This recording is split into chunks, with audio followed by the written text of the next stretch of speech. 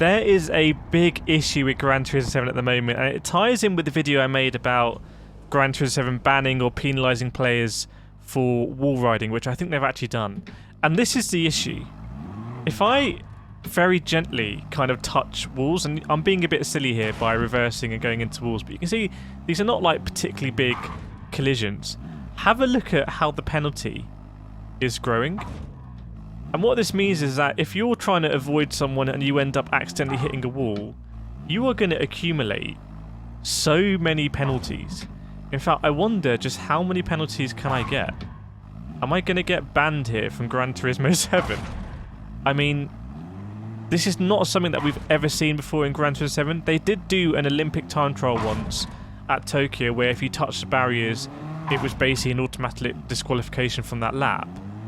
But this obviously seems to be a response to the wall riding. So because people were wall riding in Gran Turismo 7 and that has affected the qualification for the flagship broadcast event in Monaco, the way that they've dealt with it seems to be by adding this ridiculously sensitive thing. And also, I have an issue here.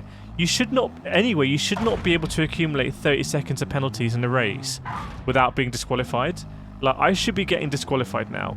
The game should be saying, right, you ain't entering a race. We need to pull you out. You need to watch the sportsmanship videos again. How the hell have you accrued 37.5 seconds worth of penalties?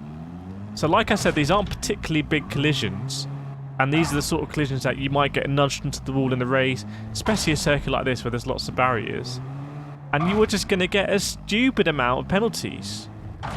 So I want you to let me know in the comments, have you been affected by this in Gran Turismo 7? Do you think this is actually the right thing to do and it's going to make people avoid touching barriers at all costs? Because, you know, in real life, if you touch barriers like this, then your car would be totaled. Or do you think they've gone overboard? And do you think this is a response to what they did or what happened in the with the wall riding in the esports event? Because it seems weird, right? Like, we've seen dirty drivers for years now in Gran Turismo 7, for years, well, Gran Turismo and 7 for years, and nothing has been done. And yet, oh, okay, so I got a minute. Oh, so if you get a minute of, what happens if you get a minute of penalties in Gran Turismo 7? It will force you to take it. So if you get a minute, you have to sit there. There we go. We just discovered what happens. Has anyone ever got a minute of penalties before like this? But yeah, let me know what you think. This, I think, is a direct response to that. I'm not sure what I think about it, honestly.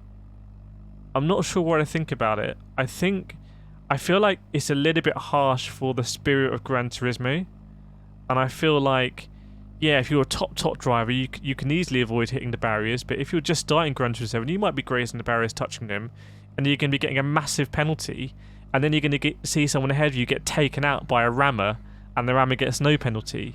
Something like that just doesn't sit quite well for me. But there we go.